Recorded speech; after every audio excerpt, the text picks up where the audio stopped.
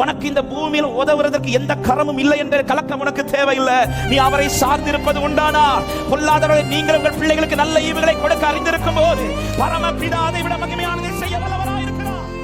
இவன் எவ்வளவு இம்பார்ட்டன்ட்ங்கறத கர்த்தர் காண்பிக்கிறார். அன்பு உள்ளமே, உன்னை பலர் புறக்கணித்திருக்கலாம். கர்த்தர் வலது பாரிசத்தில் இருப்பது நிச்சயமானால் புறக்கணித்த அத்தனை பேர் நடுவிலும் கர்த்தர் முக்கியத்துவத்தை வெளிப்படுத்துகிற நாட்களாய் இந்த மாதத்தை கர்த்தர் உனக்கு மாற்றுவாராக என்று இயேசுவின் நாமத்தில் ஆசீர்வதிக்கிறேன்.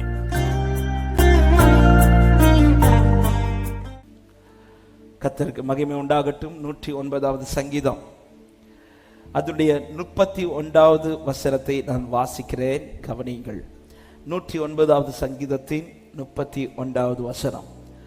ஆக்கினைக்குள்ளாக தீர்க்கிறவர்களின் நின்று எளியவனுடைய ஆத்துமாவை ரட்சிக்கும்படி அவர் அவன் வலது பாரிசத்தில் நிற்பார். வலது கரத்தை உயர்த்தி சத்தமாய் ஆமென் என்று சொல்லுங்க பார்க்கலாம். எல்லாரும் சேர்ந்து அந்த வார்த்தையை வாசிக்கலாமா?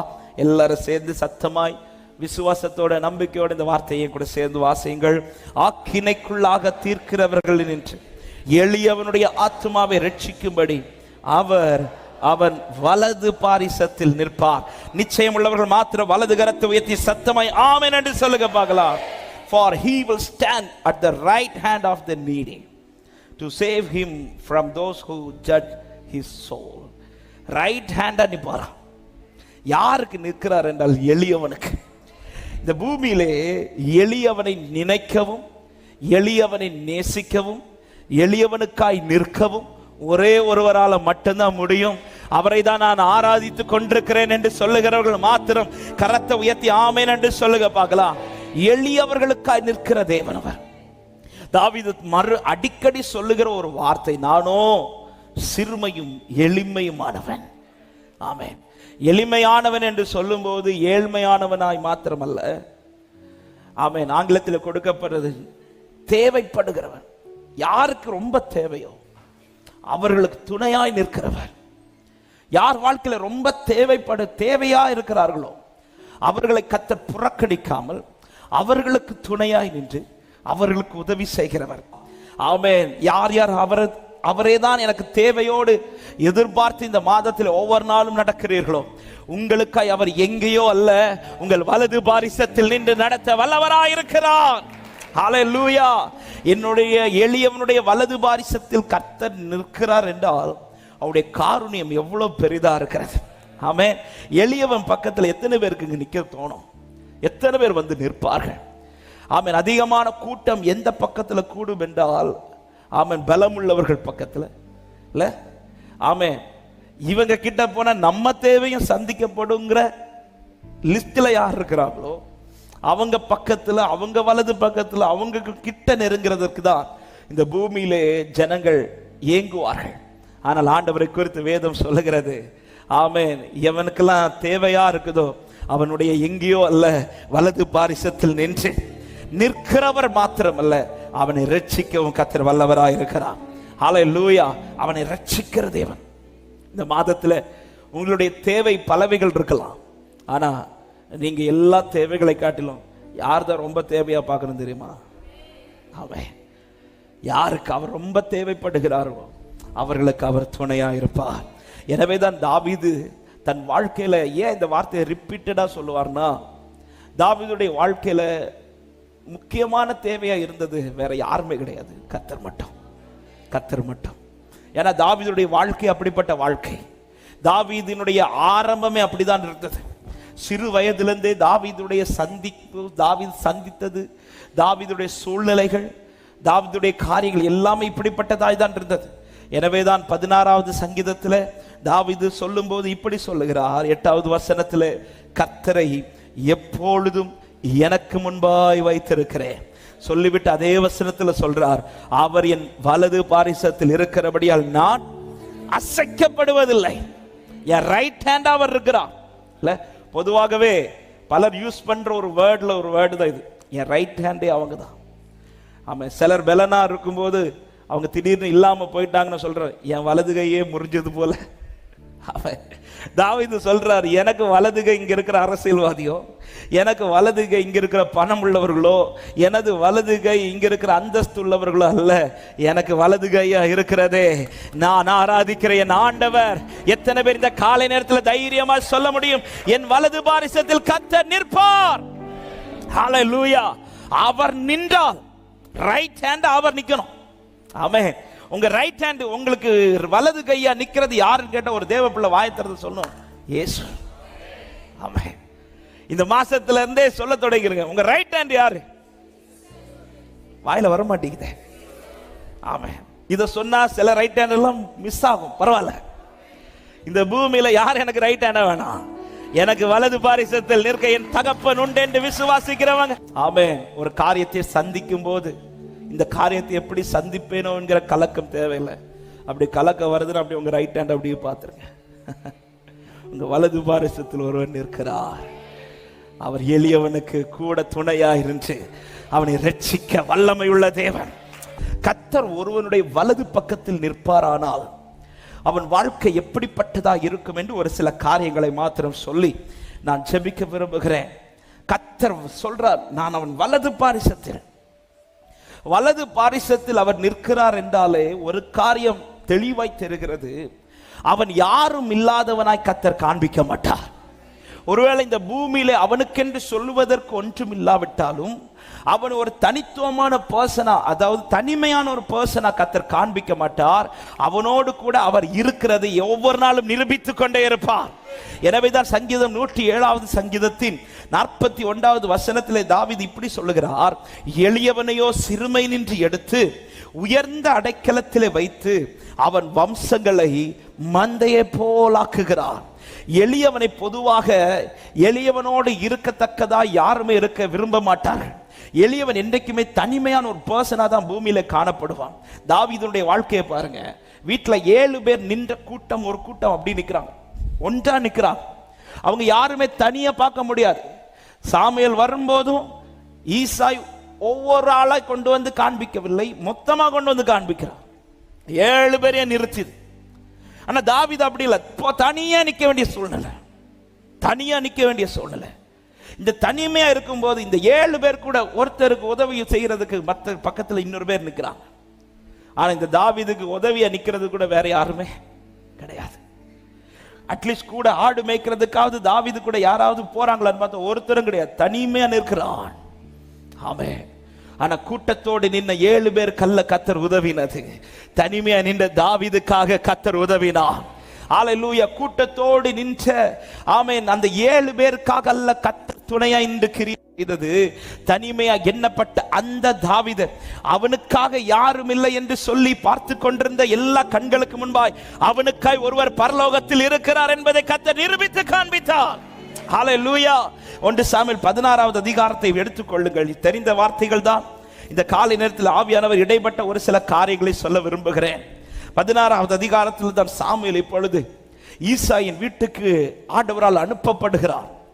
ஆண்டவர் சொல்லுகிறார், ஈசாய் வீட்டுக்கு போ, அங்கே ஒருவனை நான் அபிஷேகம் பண்ணுவிப்பேன் என்று சொல்லி ஆண்டவர் முதலே பெயர் சொல்லாம ஆளை காட்டாம ஈசாய் வீட்டுக்கு அனுப்புறார். ஒருவேளை சாமுவேல் நினைச்சிருந்திருப்பார், ஈசாய் வீட்டில் ஏதோ ஒரு பிள்ளை தான் இருக்கும் அப்படின்னு நினைச்சு. ஆனா வீட்டில் வந்து பார்த்தா தான் தெரியுது, ஈசாய் 7 பிள்ளைகளை கொண்டு வந்து நிறுத்துறார். என்னை ரொம்ப சிந்திக்க வச்ச வார்த்தை. அதனுடைய 8வது வசனம், 9வது வசனம், 10வது வசனத்தை படிச்சீங்கன்னா தெரியும். அப்பொழுது ஈசாய் அபினதாபை அழைத்து அவனை சாமுவேலுக்கு முன்பாக கடந்து போக பண்ணினான். 9வது வசனம் சொல்லப்படு, ஈசாய் சம்மாவையும் கடந்து போக பண்ணினான். 10வது வசனம் சொல்லப்படு, ஈசாய் தன் குமாரரில் 7 பேரை சாமுவேலுக்கு முன்பாக கடந்து போக பண்ணினான். ஒவ்வொருத்தரையா கடந்து போக பண்ணினான் என்று சொல்லி சொல்லி வந்து கடைசியில் இன்னொரு வார்த்தை எழுதப்பட்டிருக்கணும். என்ன வார்த்தை தெரியுமா? தாவீதையும் கடந்து போக பண்ணினான். ஏன்னா தாவீது ஏதோ ஒரு பிள்ளை கிடையாதுல்ல, அவர் பிள்ளை தானங்க. ஒவ்வொருத்தரையே கடந்து போக பண்ணினான். ஆனா தாவீத ஈசாய் கடந்து போக பண்ணுவான் பார்த்தா கடந்து போக பண்ணல. இதுதான் எளியவனுடைய வாழ்க்கை. பலருக்காக ரெக்கமெண்ட் பண்றதுக்கு சிலர் இருப்பாங்க, ஆனா இந்த எளியவனுக்கு ரெக்கமெண்ட் பண்றது கூட யாரும் இருக்க மாட்டாங்க. எளியவனாலே அவனுக்குன்னு துணை நிற்கிறதுக்கு யாரும் கிடையாது. ஆமென். இவர்கள் 7 பேர் எப்படி ஈசாயின் பிள்ளைகளோ அதே போலதான் தாவீதும் ஈசாயின் பிள்ளை. ஒவ்வொருத்தரையா கடந்து போக பண்ணினான் என்று சொல்லும் போது ஈசாய் அடுத்ததும் ஒரு காரியம் செஞ்சிருக்கணும், தாவீதையும் கடந்து போக பண்ணணும். ஆனா இங்க தாவீதுங்கிற ஒரு பேரை கூட ஈசாய் சொல்லுவதற்கு இல்லை. 7 பேருக்கு ரைட் ஹேண்டா ஒருத்தர் நிற்கிறார், அவங்க தகப்பன் ஈசாய். ஆனா இந்த தாவீதுக்கு ரைட் ஹேண்டா இந்த தகப்பன் இல்லை, ஆனா எளியவனுக்கு உதவி செய்கிற ஒருவர் ரைட் ஹேண்டா நின்னார். ஆமென். ஈசாய் அத்தனை பேரை கடந்து போக பண்ணினான் என்று சொல்லும் போது சாமுவேலை கூப்பிட்டு ஈசாயிட்ட கேட்க வைக்கிறார், வேற ஏதாவது பிள்ளை இருக்குதா? ஈசாயே, நீ இந்த 7 பேருக்கு ரைட் ஹேண்டா இருக்கலாம், ஆனா தாவீதுக்குன்னு ஒருத்தர் ரைட் ஹேண்டா இருக்கிறார். நீ உன் பிள்ளைக்காய் ரைட் ஹேண்டா நின்னு உதவுறதுக்கு நீ நிப்பனா, என் தகப்பனும் எனக்கு ரைட் ஹேண்டா நின்னு உதவுறதுக்கு நிப்பார் என்று விசுவாசிக்கிற தேவ பிள்ளைங்க நல்ல கைகளை தட்டி ஆமென் என்று சொல்லுங்க பார்க்கலாம். உனக்கு இந்த பூமியில் உதவுறதற்கு எந்த கரமும் இல்லை என்ற கலக்கம் உனக்கு தேவையில்லை. நீ அவரை சார்ந்திருப்பது உண்டானா பொல்லாதவர்களை நீங்கள் உங்கள் பிள்ளைகளுக்கு நல்ல ஈவுகளை கொடுக்க அறிந்திருக்கும் போது பரமபிதா அதை விட மகிமையானதை செய்ய வல்லவராயிருக்கிறார். ஹல்லேலூயா. இங்க 2 தகப்பனுடைய கிரியை பார்க்க முடியும். ஒரு தகப்பன் 7 பேரை கடந்து போக பண்றார், ஆனா பரம தகப்பன் ஒருத்தனை கடந்து போக பண்றார். ஹல்லேலூயா. உண்மையிலேயே ஆமென். மெஜாரிட்டில தான் பல காரியங்கள் நடக்க வாய்ப்பு இருக்கிறது. ஆனா இங்கே வேதம் சொல்லுகிறது மெஜாரிட்டி பார்த்து கிரியை செய்கிறவர் அல்ல, எளியவனுக்காய் கிரியை செய்கிற தேவன். எத்தனை பேர் விசுவாசிக்கிறீங்க? ஏன் கூட அவர் நின்றால் காரியம் மாறுதலாய் முடியும். ஹல்லேலூயா. ஆமென்.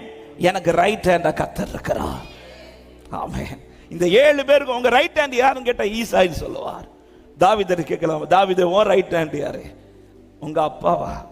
உலக தகப்பன் இல்ல, உன்னத தகப்பன். எத்தனை பேர் இந்த காலை நேரத்தில் அப்பா நீங்க தான் என் ரைட் ஹேண்ட் சொல்லுங்க பார்க்க. You are my right hand. நீங்க தான் என் ரைட் ஹேண்ட் ஆண்டவரே. யாரும் இல்லாதவனாய் பார்த்து கொண்டிருந்த அத்தனை பேர் கண்களுக்கு முன்பாக கர்த்தர் காண்பிக்கிறார், அவன் கூட நான் இருக்கிறேன், அவன் கூட நான் இருக்கிறேன். ஈசாய், நீ மறந்து போகலாம், நீ மற்ற பிள்ளைகளை கடந்து போக பண்ணினது போல உன் பிள்ளை கடந்து போக பண்றதுக்கு நீ மறந்து போகலாம், ஆனா அவனுக்கு ரைட் ஹேண்டா நான் இருக்கிறதுனால அவன் அனாதை கிடையாது. திக்கற்றோனாய் கைவிடேனே கலங்கிடாதே என்றதாலே ஸ்தோத்திரம். திக்கற்றோனாய் ஆமென் கலங்கிடாதே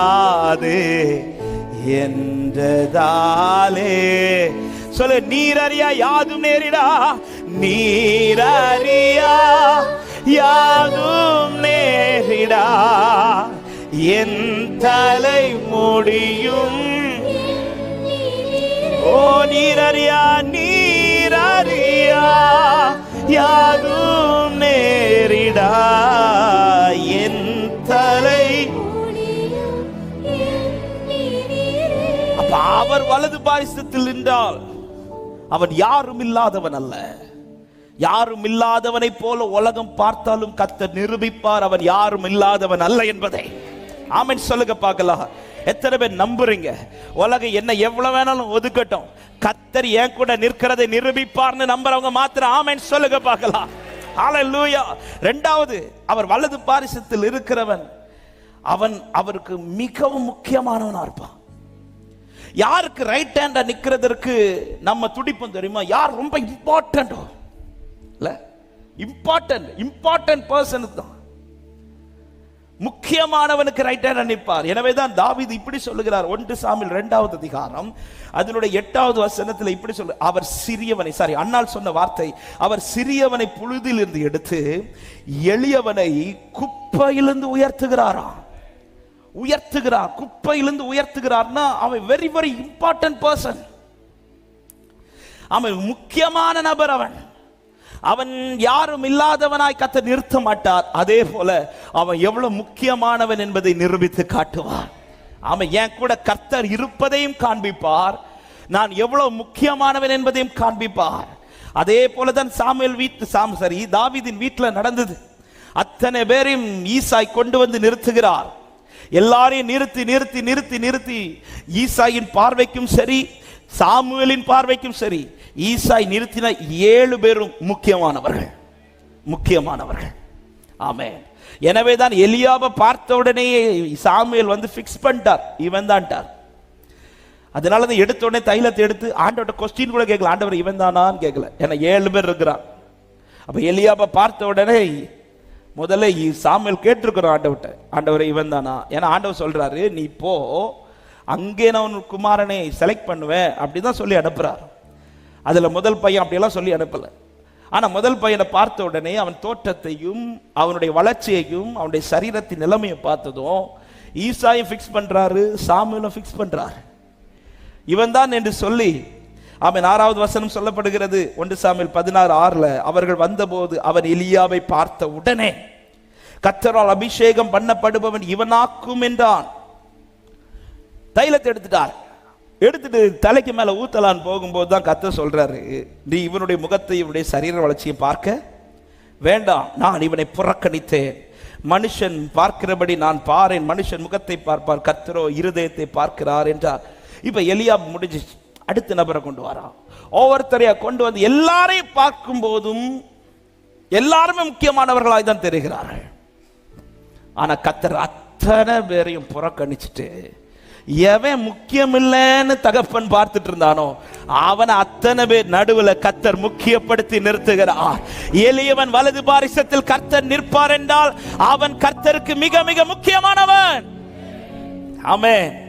ஹல்லேலூயா. என் ரைட் ஹேண்டா கர்த்தர் எனக்கு நிற்கிறார் என்றால் நான் அவருக்கு ரொம்ப ரொம்ப முக்கியமானவன். ஆமென். எத்தனை பேர் நம்புறீங்க இந்த வார்த்தையை? நான் இந்த வார்த்தையை விசுவாசிக்கிறேன். என்ன ரொம்ப ஸ்பெஷலா வச்சிருக்கிறார், என்ன ரொம்ப ஸ்பெஷலா வச்சிருக்கிறார் சொல்றவங்க உங்க வலது கரத்தை உயர்த்தி விடுங்க.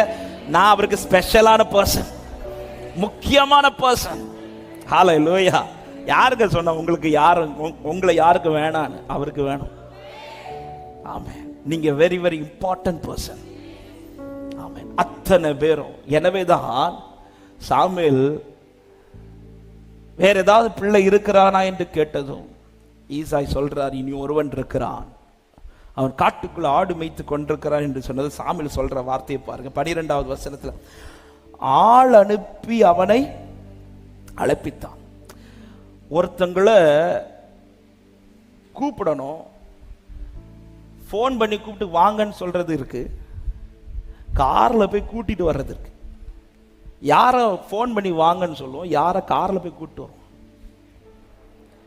இம்பார்ட்டன்ட் இல்லாத பர்சனை ஃபோன் பண்ணி வந்துருங்கண்ணே, இல்லை இன்னும் கல்யாண கார்டு பாருங்களேன், இவங்க வர வேண்டாம் நினைக்கிறவங்களுக்கெல்லாம் வாட்ஸ்அப்பில் அனுப்பிடுவோம்.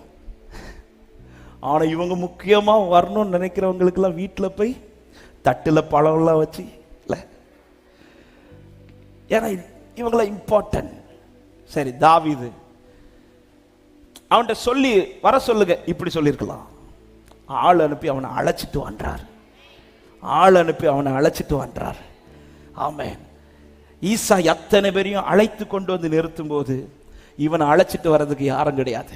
ஆனா கர்த்தர் அத்தனை பேர் நடுவில் இவன் எவ்வளவு இம்பார்ட்டன்ட்ங்கிறத கர்த்தர் காண்பிக்கிறார். அன்பு உள்ளமே, உன்னை பலர் புறக்கணித்திருக்கலாம், கர்த்தரின் வலது பாரிசத்தில் இருப்பது நிச்சயமானால் புறக்கணித்த அத்தனை பேர் நடுவிலும் கர்த்தர் உன் முக்கியத்துவத்தை வெளிப்படுத்துகிற நாட்களாய் இந்த மாதத்தை கர்த்தர் உனக்கு மாற்றுவாராக என்று இயேசுவின் நாமத்தில் ஆசீர்வதிக்கிறேன். ஆமென். புறக்கணிக்கப்பட்டவர்களை குறித்து கலங்காதே, புறக்கணித்தவர்கள் நடுவில் உன்னை நிறுத்த போகிற தேவனுக்காய் ஸ்தோத்திரம் பண்ணுங்கள். ஹல்லேலூயா. அத்தனை பேரும் தாவீதை புறக்கணிச்சிட்டு இருக்கும்போது ஆண்டவர் அத்தனை பேர் நடுவில் அவனை ஆள் அனுப்பி, அவன் வர்றது வர சாமுவேல் சாப்பிடல, ஈசாய் சாப்பிடல, வீட்டில் இருக்கிற யாரும். அப்ப வீட்டில் ஒரு ஃபங்க்ஷன், இனி எல்லாரும் சாப்பிடணும்னா கூட இம்பார்ட்டண்டான தாவீது வந்தாகணும். நான் விசுவாசிக்கிறேன், பல இடத்துல நீங்க தேவைப்பட போகிற நாட்களாய் கர்த்தர் மாற்றுவாராக, கர்த்தர் உங்களை முக்கியப்படுத்துவாராக என்று ஆசீர்வதிக்கிறேன். ஹல்லேலூயா. அவர் வலது பாரிசத்தில் இருந்தால் அவன் மிக முக்கியமானவனாயிருப்பான். மூணாவது, ஏன் அவர் எளிமையானுடைய வலது பாரிசத்தில் நிற்கிறார் என்றால் அவனுடைய நிலை அவருக்கு மட்டும்தான் தெரியும். அதனாலதான் அவர் எங்கேயோ நிற்கவில்லை. எளியவனுக்கு துணையா இருக்கிறேன்னு சொல்லியிருக்கலாம், எளியவனுக்கு முன்பாக நிற்கிறேன் என்று சொல்லியிருக்கலாம், எளியவனுக்கு பின்பாக இருந்து நடத்துறேன்னு சொல்லியிருக்கலாம். ஆனா கர்த்தர் சொல்றார், நான் எளியவனுடைய வலது பாரிசத்தில். ஏன்னா எளியவனுடைய நிலைமை வேற யாருக்குமே தெரியாது, கர்த்தருக்கு மட்டும்தான் தெரியும். ஏன்னா சங்கீதம் 9வது சங்கீதத்தின் 18வது வசனத்தில் தாவீது இப்படி சொல்றார், எளியவன் என்றைக்கும் மறக்கப்படுவதில்லை, சிறுமைப்பட்டவனுடைய நம்பிக்கை ஒருபோதும். பொதுவாகவே இந்த எளியவனை உலகம் எப்பொழுதும் நினைக்காது. தாவீதுடைய வாழ்க்கையை பாருங்க. ஈசாய் அத்தனை பேரையும் அழைப்பித்து நிறுத்தினான், கடந்து போக பண்ணினான் என்று சொல்லும் போது, சரி 7 பேரை காண்பிச்சாச்சு. காண்பித்த பிறகு உண்மையிலேயே ஈசாய் தான் சாமுவேலை கூப்பிட்டு கேட்டிருக்கணும், ஐயா நீங்க இன்னைக்கு வருவீங்கன்னு தெரியாது, நீங்க வந்தபோது இந்த 7 பிள்ளைங்க தான் வீட்டில் இருந்தாங்க, ஆனா எனக்கு இனியொருவன் இருக்கிறான், நான் அவனையும் கூப்பிட்டுட்டு வர்றதுக்கு கொஞ்சம் டைம் கொடுப்பீங்களான்னு யார் கேட்டிருக்கணும் தெரியுமா? ஈசாய் கேட்டிருக்கணும். ஆனா பைபிள் சொல்லுகிறது 11வது வசனத்தை பாருங்கள். ஆமென். 10ல சொல்றாரு சாமுவேல், பின்பு சாமுவேல் ஈசாயை பார்த்து, கர்த்தர் இவர்களில் ஒருவனையும் தெரிந்து கொள்ளவில்லை என்று சொல்லி 11வது வசனம், உன் பிள்ளைகள் இவ்வளவுதானா என்று ஈசாய் கேட்டான். உன் பிள்ளைகள் இவ்வளவுதானா? நான் நினைக்கிறேன் ஒவ்வொருத்தரையா பார்த்து இவன் இல்லைன்னு சொல்லி 7 பேரை சொல்லி முடிச்சுட்டு அடுத்த கொஞ்சம் வெயிட் பண்ணியிருந்திருப்பார் சாமுவேல். வேற ஏதாவது பிள்ளை இருக்குதா? உடனே ஈசாய் வந்து அந்த கேப்ல சொல்லியிருக்கணும், ஐயா இனி ஒருத்தர் இருக்கிறான், கொஞ்சம் டைம் கொடுத்தீங்கன்னா நான் அவனையும் கூட்டிட்டு வரேன், அவனையும் ஒருக்கா பார்த்துருங்க, பார்த்து அவனான்னு பாருங்க, இப்படி ஈசாய் சொல்லியிருக்கணும். ஆனா அந்த டைம்ல சாமுவேல் கொஞ்ச நேரம் வெயிட் பண்ணி பார்க்கிறார், வேற பிள்ளைங்க கூட்டு வரல. உடனே ஈசாயிட்ட பார்த்து சாமுவேல் கேட்கிறார், வேற ஏதாவது பிள்ளை இருக்குதா? எங்க வீட்டில் எங்க அப்பாவுக்கு வந்து நாங்கள் 5 பிள்ளைங்க இருக்கிறது தெரியும். யார் எங்க அப்பாட்ட வந்து உங்களுக்கு எத்தனை பிள்ளைங்கன்னு கேட்டா ஈஸியா சொல்லுவோம் 5 பிள்ளைங்க அப்படின்னு சொல்லுவோம். 5 பிள்ளைங்க பேரம் தெரியும். ஆனா உங்க பிள்ளைங்க என்ன படிக்கிறாங்கன்னு திடீர்னு கேட்டா, ஏன்னா அவங்க ஊழியத்துக்குன்னு வெளியே போயிடுவாங்க, எங்க அம்மா தான் எல்லாமே. இது தப்பு கிடையாது. உங்களுக்கு எத்தனை பிள்ளைங்க சொல்லிடுவோம். சில நேரத்தில் உங்க பிள்ளைங்க என்ன படிக்க கேட்டா நமக்கு வந்து ஸ்ட்ரக் ஆகும். ஆனா இங்க ஈசாய்க்கு இன்னொரு பிள்ளை இருக்கிறது கூட ஞாபகத்தில் இல்லை. இதுதான் எளியவனுடைய வாழ்க்கை. ஆமென். அவனை நினைக்கிறதற்கும் அவனை சில இடத்துல நிறுத்துறதற்கும் பலரும் யோசிப்பார்கள்னு சொல்றதை விட அவனை மறந்தே போவாங்க. இப்படி ஒரு பர்சன் இந்த வீட்டில் உண்டு. அதாவது சொந்தத்தில் ஒருத்தனா இருந்தா கூட ஓகேங்க, குடும்பத்தில் ஒருத்தன். ஆமா, குடும்பத்தில் ஒருத்தன். அதுதான் தாவீது சொல்ல, என் தகப்பனும் என் தாயும் என்னை கைவிட்டாலும் யார் என்ன மறக்கட்டும், எனக்கு வலது பாரிசத்தில் ஒருத்தர் இருக்கிறார், என்ன அவர் மறந்து போகவே மாட்டார், நான் அவரால் மறக்கப்படுவதில்லை என்று சொல்றவங்க மாத்திரம் சத்தமாய் ஆமென் என்று சொல்லுங்க பார்க்கலாம். அவன் நிலை அவருக்கு தெரியும். அதனாலதான் அவர் வலது பாரிசத்து பாருங்க. யாக்கோபு கிட்ட திரும்ப திரும்ப வந்து சொல்ற ஒரு வார்த்தை என்ன தெரியுமா? யாக்கோபே பயப்படாதே, நான் உனக்கு துணை நிற்கிறேன், நான் உன் வலது கரத்தை பிடித்து உனக்கு சகாய். வலது கரத்தை பிடிக்கிறான், ரைட் சைட்ல நிக்கிறான், நான் உன் வலது கரத்தை பிடிப்பேன் சொல்லிட்டு தான் சொல்றேன், இஸ்ரவேலே நீ என் தாசன், நீ என்னால் மறக்கப்படுவதில்லை. எத்தனை பேர் நிச்சயமா சொல்ல முடியும்? யாக்கோபின் கையை மட்டும் அல்ல, என் கையையும் அவர் பிடிச்சுதான் சொல்றார், அவரால் நான் மறக்கப்படுவதில்லை. ஆமென். சுவிசேஷங்களை சொல்லும் போது லூக்கா 12வது அதிகாரம் அதனுடைய 6-7 வசனத்துல சொல்ற, 2 காசுக்கு 5 அடைக்கலாம் குருவிகளை விற்கிறார்கள் அல்லவா, அவைகளில் ஒன்றாகிலும் தேவனால் மறக்கப்படுவது இல்லை சொல்லிட்டு 7வது வசனத்துல சொல்ற, உங்கள் தலையில் உள்ள மயிரெல்லாம் எண்ணப்பட்டிருக்கிறது, ஆகையால் பயப்படாதிருங்கள், அநேகம் அடைக்கலாம் குருவிகளை பார்க்கலும் நீங்கள் விசேஷித்தவர்கள். என் கேள்வி, ஆமை அடைக்கலாம் குருவி மட்டும்தான் வித்தாங்களா? அதை விட விலையுள்ள எத்தனையோ பொருட்களை, எத்தனையோ பறவைகளை வித்தார்கள், எத்தனையோ மிருகங்களை விட்டார். அப்ப ஆண்டவர் வந்து நம்மளை விசேஷமா சொல்றதுக்கு அடைக்கலாங்குருவியை விட ஸ்பெஷலான பறவைகளை சொல்லியிருக்கலாம்ல. இன்னைக்கு காலையில் இந்த வசனத்தை ஏன் அடைக்கலாங்குருவி எடுத்து சொல்லணும்? அடைக்கலாங்குருவியை விட ஸ்பெஷலான விலை உள்ள நல்ல ஒரு பறவையை சொல்லிவிட்டு ஆண்டவர் சொல்லியிருக்கணும். அது எப்படியோ அதே போலதான் நீ எனக்கு அப்படி சொல்லியிருக்கணும். ஆனா ஆண்டவர் இங்க வந்து எதை முக்கியத்துவப்படுத்துறாருன்னா அடைக்கலாங்குருவியை முக்கியத்துவப்படுத்துறார். ஏன்னா இந்த அடைக்கலாங்குருவி இது அதிகம் நினைக்கப்படுகிற பறவை கிடையாது. இந்த அடைக்கலாங்குருவி எல்லாராலும் கனப்படுத்தப்படுகிற பறவை கிடையாது. இந்த அடைக்கலாங்குருவிக்கு வேல்யூவே கிடையாது, வேல்யூவே கிடையாது. அந்த அடைக்கலாங்குருவியை வச்சு சொல்றார், அதுல ஒண்ணு கீழே விழுறது கூட ஆண்டவருக்கு தெரியும். ஏன் அதை விசேஷப்படுத்துறார்னா, பூமியில மற்ற எல்லா கண்களுக்கும் விலை உயர்ந்தது தான் தெரியும், என் கண்ணுக்கு மட்டும் ஒன்ன தெரியும். ஆமென். ஆண்டவர் சொல்றாரு, அது எவ்வளவு விசேஷமோ அதே போல நீ எனக்கு விசேஷமா இருக்கிற, நீ எனக்கு விசேஷமா இருக்கிற. என் நிலைமை அறிந்து என் வலது பாரிசத்தில் நிற்கிற தேவன். ஒரு விஷயம், உங்க வலது கரத்தை உயர்த்தி நீங்க என் கூட இருக்கிறதற்காய் ஸ்தோத்திரம் ஆண்டவரை சொல்லுங்க. மறக்க மாட்டார், மறக்க மாட்டார். என்னை மறவாமல் நினைக்கிற தேவன், என்னை மறவாமல் நினைக்கிற தேவன், மறவாமல் நினைப்பவரே ஏசையா நிறைவேற்றி. சொல்லுங்க, மறவாமல் மறவாமல். ஹல்லேலூயா.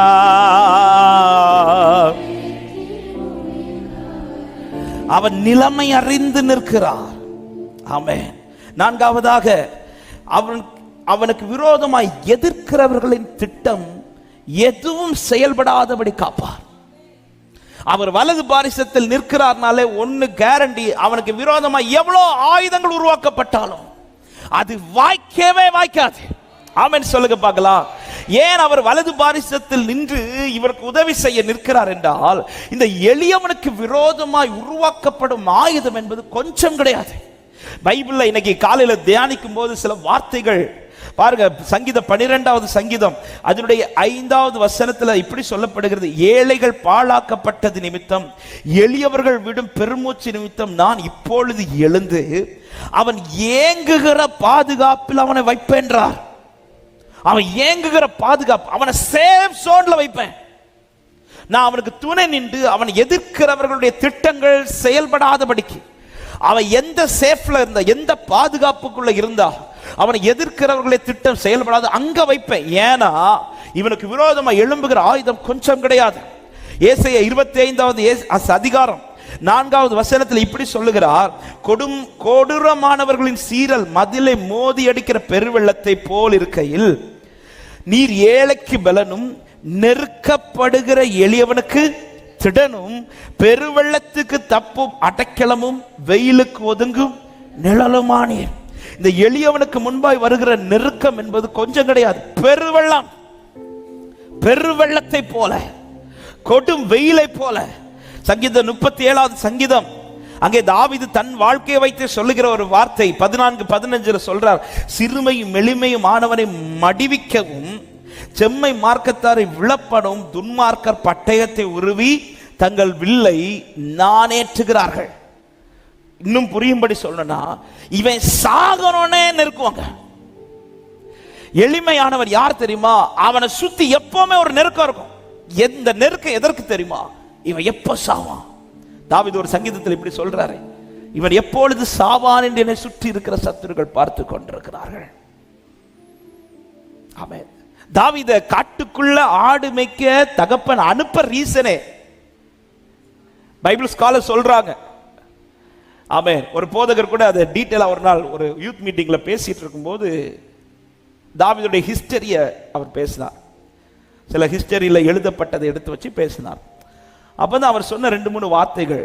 தாவீது ஒரு பக்கம் பார்க்கும்போது போவாசுடைய கொள்ளு பேர் இல்ல, போவாசை குறித்து வேதம் சொல்லுது பஞ்ச காலத்திலும் பண்ணையார். ஒரு பண்ணையாருக்கு கொள்ளு பெயர் இருக்க, ஆடு மேய்க்கிற நிலைமை வருதுன்னா ஏதோ பிரச்சனை. அது மாத்திரம் இல்ல, தன் 7 சகோதரர்களும் நல்ல கவர்மெண்ட் ஜாப்ல இருக்கிறாங்க, ராணுவத்தில் இருக்கிறாங்க. 7 பேரும் ஒரே பொசிஷன்ல இருக்கும்போது அந்த 7 பேருக்காவது தோண வேண்டாமா, என் தம்பி எங்க கூட தான் இருக்கணும். யாருக்குமே தோணல. எல்லாருக்குமே என்னன்னா, இவனை காட்டுக்குள்ள கொஞ்சம் ஆடை விட்டு, அது நிறைய ஆடுகள் கூட கிடையாது, கொஞ்சம் ஆடு. ஏன்னா காட்டுக்குள்ளதான் மிருகங்கள், பட்சிக்கிற மிருகங்கள், சிங்கம், கரடி இவைகள் எல்லாம் அட்டாக் பண்ண வரும். அப்போ ஆடுகள் போனாலும் பரவாயில்ல, அது கூட இவன் போனாலும் பரவாயில்ல. தாவீது சிங்கத்தை கொன்னுட்டு வீட்டில் வந்து சொல்லாம இருந்திருப்பாரா? சொல்லி இருந்திருப்பார். ஆனா யாரை நம்பி இருக்க மாட்டாங்க. அதனாலதான் ஒரு இடம் வந்தபோது ராஜாட்ட வந்து சொல்ல வேண்டிய இடத்துல சொன்ன போது அது ஏற்றுக்கொள்ளப்பட்டுச்சு. வீட்டில் சொல்லியிருப்பார், கண்டிப்பா சொல்லியிருப்பார். நம்ம ஒரு சின்ன காரியம் சாதிச்சாலும் ஊர் ஃபுல்லா சொல்றோமே. அவர் சிங்கத்தை கொண்டுட்டு சொல்லாம இருந்துப்பாரு, கண்டிப்பா வீட்டுக்கு வந்து சொல்லி இருந்திருப்பார். ஆனா அதெல்லாம் வீட்டில் உள்ளவங்களுக்கு ஒரு விஷயமே கிடையாது. அவன் எப்ப சாவான். தாவீது வீட்டுக்கு வந்தாலும் ஒண்ணும் கிடையாது, வராட்டாலும் ஒண்ணும் கிடையாது. இதுதான் எளிவனுடைய வாழ்க்கை. எப்ப சாவான். அவனுக்கு விரோதமாய் உருவாக்கப்படும் ஆயுதம் என்பது கொஞ்சமா இருக்காது, அதிகம் நெருக்கப்படுவான். ஆனா ஒன்னு கேரண்டி, அவர் வலது பாரிசத்தில் இருப்பார். ஆனால் அதே சங்கீதத்தில் 15வது வசனத்தில் சொல்ற, ஆனாலும் அவர்கள் பட்டயம் அவர்களுடைய இருதயத்தில் உருவி போகும், அவர்கள் வில்லுகள் முறியும். ஆமென். வில்லை நானேற்றி என்னை முறிக்கும்படி நானேற்றின வில்லுகள் நான் முறிவேன் என்று நினைத்தார்கள். ஆனால் என் கூட கர்த்தர் வலது பாரிசத்தில் இருக்கிறபடியா அவர்கள் வில்லுகள் முறியும். ஆமென் சொல்லுங்க பார்க்கலாம். எனக்கு ரைட் ஹேண்ட் அவர் இருக்கிறார், என் கேடகமாய் அவர் இருக்கிறார், என் பலனாய் அவர் இருக்கிறார். எனவே நான் வெட்கப்பட்டு போவதில்லை. ஆமென் சொல்லுங்க பார்க்கலாம். கடைசி ஒரே ஒரு வார்த்தையை சொல்லி நான் முடிக்கிறேன். அவர் வலது பாரிசத்தில் இருக்கும் போது எதிர்க்கிறவர்களின் திட்டம் எதுவும் செயல்படாது. அதே போல அவர் வலது பாரிசத்தில் இருக்கிறபடினால் எளியவனுக்கு ஒரு நிச்சயம் உண்டு, அவன் எல்லாவற்றிலிருந்தும் விடுவிக்கப்படுவான். ஆமென் சொல்லுங்க பார்க்கலாம். 72வது சங்கீதம் அதனுடைய 12வது வசனத்தில் சொல்லப்படுகிறது, கூப்பிடுகிற எளியவனையும் உதவியற்ற சிறுமையானவனையும் அவர் விடுவிப்பார். அவர் விடுவிப்பார். இயேசுவின் நாமத்தில் சொல்றேன், கர்த்தர் உங்க வலது பாரிசத்தில் இருக்கிறார் என்பது நிச்சயமானால் ஒரு நிச்சயத்தை, ஒரு உறுதியை வைத்துக் கொள்ளுங்கள். ஒரு நாள் உண்டு, அன்றைக்கு என்னுடைய எல்லா சத்துருக்களிலிருந்து கர்த்தர் என்னை விடுதலையாக்கி ரட்சிப்பார் என்று நம்புறவங்க மாத்திரம் ஆமென் சொல்லுங்க பார்க்கலாம். அதுதான் தாவீதுடைய 18வது சங்கீதம். 18வது சங்கீதத்தின் தலைப்பு இப்படி கொடுக்கப்பட்டிருக்கிறது. ஆமென். நான் வாசிக்கிறேன். 18வது சங்கீதத்தின் தலைப்பு, ராக தலைவருக்கு ஒப்புவிக்கப்பட்ட சங்கீதம். கர்த்தருடைய தாசனாகிய தாவீது இந்த பாட்டின் வார்த்தைகளை கர்த்தர் தன்னை தன்னுடைய எல்லா சத்துருக்களின் கைக்கும் சவுலின் கைக்கும் நீங்களாக்கி விடுவித்த நாளிலே பாடிற பாட்டு. ஆமென்.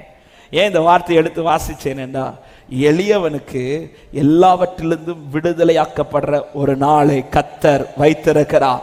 இந்த நிச்சயம் உள்ளவங்க வலது கரத்தை உயர்த்தி சொல்லுங்க, யுத்தம் இல்லாத இளைப்பாறுதலை கர்த்தர் எனக்காய் வைத்திருக்கிறார். என் சுக வாழ்வு சீக்கிரம் துளிர்க்கும். ஆமென்.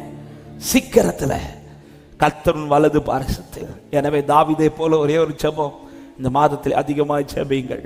நான் ஒரு சிறுமையும் எளிமையுமானவன், ஆண்டவரை எப்பொழுது உம்மை எனக்கு முன்பாய் வைத்திருக்கிறேன்.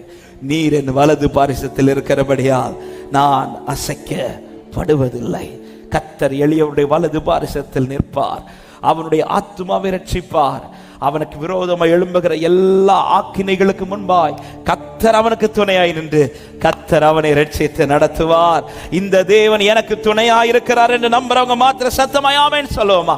எல்லாரும் கண்களை முடிந்தவர்கள் முழங்கார் படியிட்டு, சிறுமையும் எளிமையும் மான என்மே நினைவாயிருப்பவரே, என் பலனும் நீரே கோட்டையும் நீரே, உம்மை தேடுகிறே. என் பலனும் நீரே கோட்டையும் நீரே, உம்மை வாஞ்சிக்கு. 2 கரங்களை உயர்த்தி, கர்த்தாவே கர்த்தாவே நான் நிலையற்றவன், என் கால்களை ஸ்திரப்படுத்து. கர்த்தாவே நான் நிலையற்றவன், என் கால்களை. ஆமென். என் பலனும்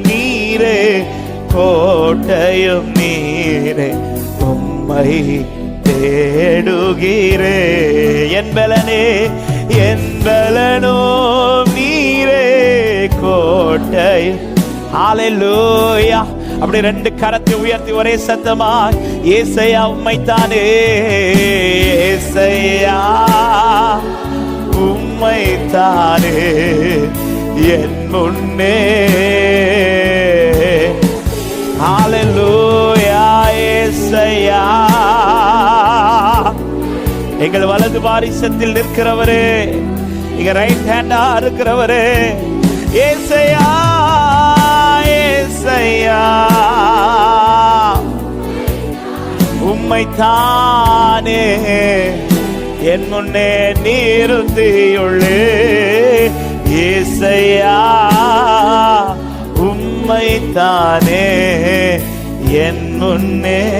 நல்ல கைகளை தட்டி கர்த்தர் நமக்கு தந்திருக்க வாக்குத்தத்த வார்த்தைக்காக, என் வலது பாரிசத்தில் நிற்கிறவர், He is my right hand, என்னுடைய வலது பாரிசத்தில் இருக்கிறவர் என்னை இரட்சிப்பார், என்னை விடுவிப்பார், என்னை பாதுகாப்பார், என்னை நினைப்பார், என்னை நடத்துவார்.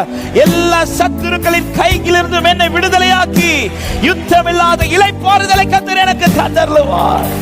ஆமென், ஆமென். ஆண்டவரே, ஆக்கினைக்குள்ளாய் தீர்க்கிறவர்கள் நின்று எளியவனுடைய ஆத்துமாவை ரட்சிக்க கர்த்தர் அவன் வலது பாரிசத்தில் இருப்பார்.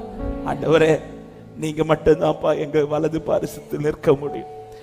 எங்களை ஆண்டவரே உம்மை எங்களுக்கு முன்பாக நிறுத்தி வைக்கிறோம். நீர் எங்கள் வலது பாரிசத்தில் இருக்கிறபடியா நாங்கள் அசைக்கப்படுவதில்லை.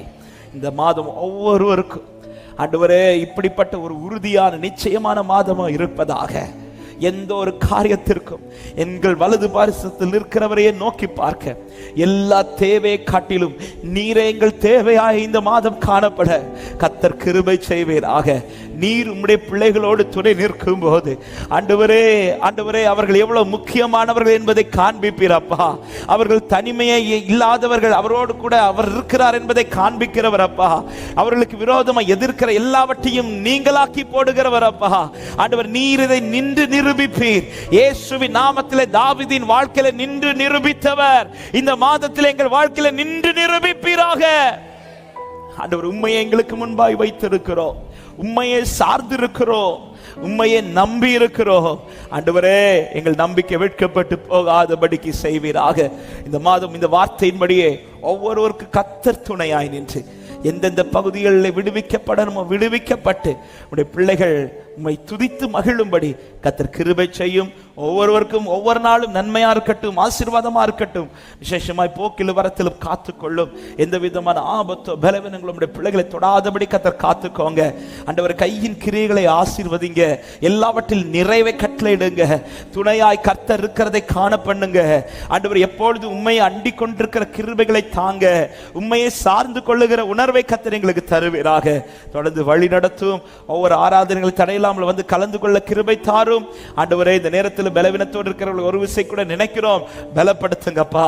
ஹல்லேலூயா. எக்ஸாம் எழுதுகிற பிள்ளைகளை ஆசீர்வதிங்க.